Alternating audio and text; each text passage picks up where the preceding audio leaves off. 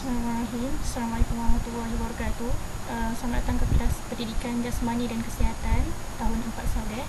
InsyaAllah untuk tahun ni Maklimah akan mengajar subjek Pendidikan Jasmani dan Kesihatan. Jadi dalam PJK ni terdiri daripada dua komponen, iaitu komponen pertama ialah komponen pendidikan jasmani, komponen kedua adalah komponen pendidikan kesihatan. Cumanya untuk kali ini kita akan fokuskan berkaitan dengan pendidikan kesihatan. Baik, tajuk yang kita akan pelajari hari ini ialah Sayangi Diri. Unit 11, Sayangi Diri, dalam konteks muka surat 75 hingga 77. Baik, tajuk yang paling besar hari ini adalah zaman remaja. Bila kita sebut zaman remaja ialah bila mana kita telah mencapai satu tahap akil baligh.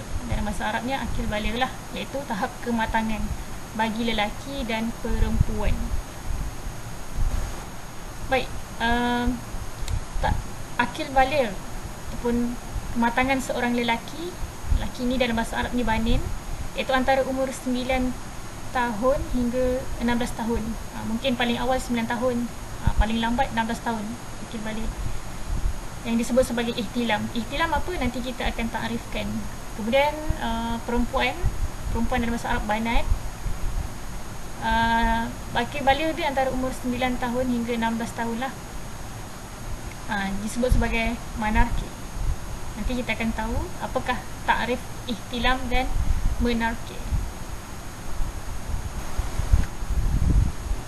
Baik, ihtilam apakah maksud ihtilam? Ihtilam ni dia bagi lelaki lah, keluarnya air mani. Keluarnya air mani disebut sebagai ihtilam. Ihtilam, keluar air mani ataupun bermimpi, itu disebut sebagai ihtilam bahasa Arab. Menarki untuk wanita, maksudnya adalah keluar haid kali pertama. Kali pertama dia keluar haid. Ini adalah satu tempoh matang bagi wanita, manakala ihtilam, keluarnya air mani, adalah satu tempoh matang bagi seorang lelaki. Baik, bila mana berlakunya akil baligh, maka akan berlakulah perubahan fizikal bagi seorang lelaki dan perubahan fizikal bagi seorang perempuan. Perubahan fizikal bagi seorang lelaki ialah pertama sekali mengalami perubahan bau badan, yang kedua tumbuh misai dan bulu dada, yang tiga halkum jelas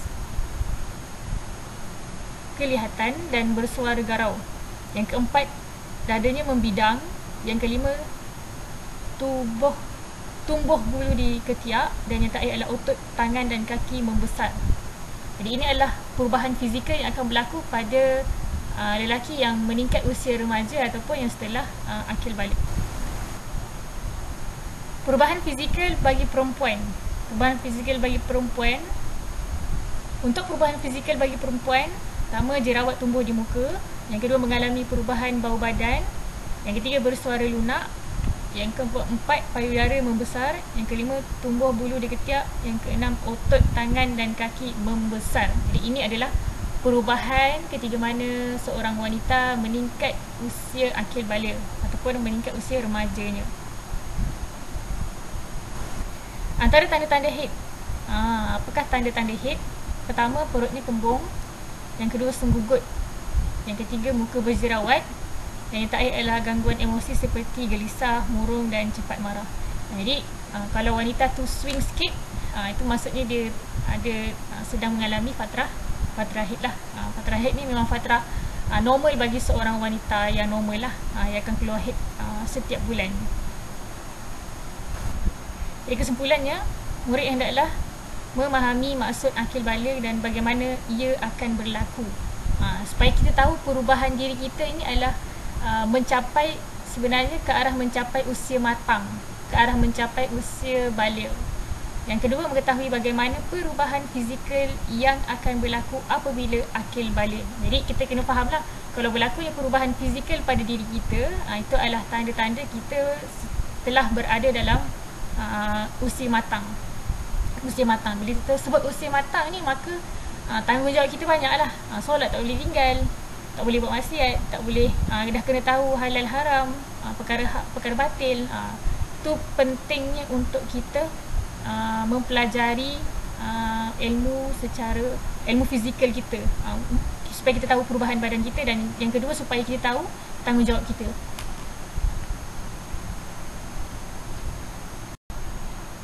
Jadi tugasan murid pertama, murid dikehendaki menyenaraikan perubahan fizikal bagi lelaki dan perempuan di dalam buku tulis.